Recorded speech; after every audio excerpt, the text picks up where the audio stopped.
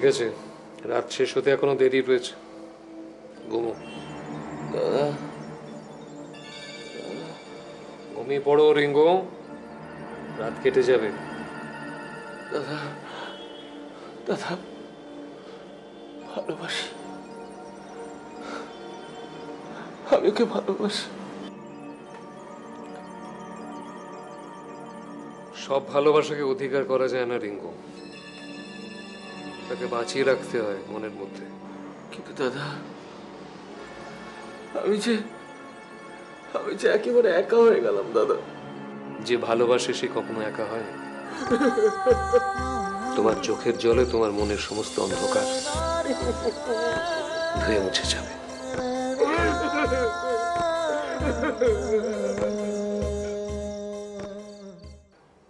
Hello mister Bhatnagar, Rana Pratap Mukherjee यार।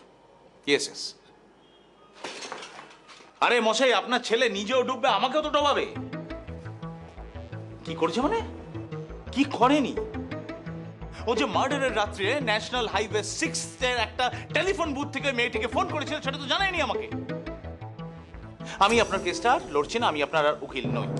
No no fine, আপনি বাবার সঙ্গে কথা বলবেন, বলুন, আমার মনে হয় না কোনো লাভ। Okay please. তরুণ। হ্যাঁ স্যার। বাবা এসছে রে? না স্যার।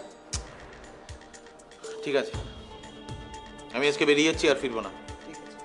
তুই মোনাকে বলে আজকে সমস্ত অ্যাপয়েন্টমেন্ট ক্যান্সেল করিয়ে দে, বল মোনাকে কালকে অ্যাপয়েন্টমেন্টগুলো রাখতে।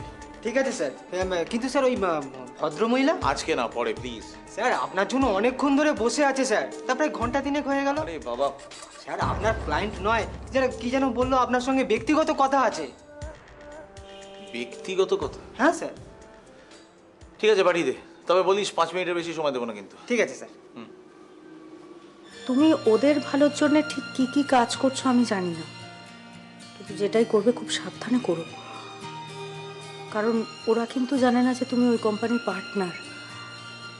আর আমি এটা জানি, ওরা যদি জানতে পারে যে তুমি ওই কোম্পানিতে আছো, ওরা কিন্তু কাজটা ছেড়ে দিতে পারে।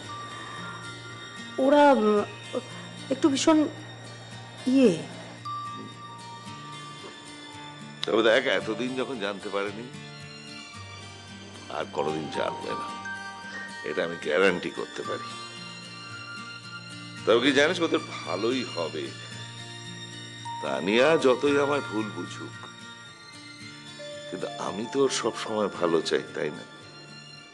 আর এবারও তার অন্যথা হবে না, তুই দেখে নিস। চলি রে। কোন মানসিক জ্বালা থেকে উনি মায়ের উপর এত অত্যাচার করেছেন রানা, সেটা উনি অন্যায় করেছিলেন, কিন্তু এখন তো উনি অসহায়। এখন যদি আমরা ওনাকে সাহায্য না করি, সেটা কিন্তু আমাদের অন্যায়। আমি এক্ষেত্রে কিছু করতে পারবো না। আই মিন টু সে, বাবাকে টপকে আমি কিছু করবো না। যাও বাবাকে গিয়ে বলো। তুমিও চলো। রানা, বাবার কাছে কিছু বলতে গেলে তুমি এত ভয় পাও কেন বলো তো? রুনু, এটা ভয়ের প্রশ্ন না। একে ভটনাগার দিনই কথা বলবো, তাই তো?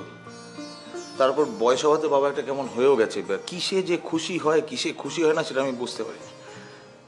তুমি গেলে আর কি আমাকে একটু বকাঝকাটা কম দেয়, তাই বুঝলাম। চলো। বলি বাবা, মিষ্টি ছেলে আমার। কি হলো আবার? কাঁধে পড়েছি বলে নাকি?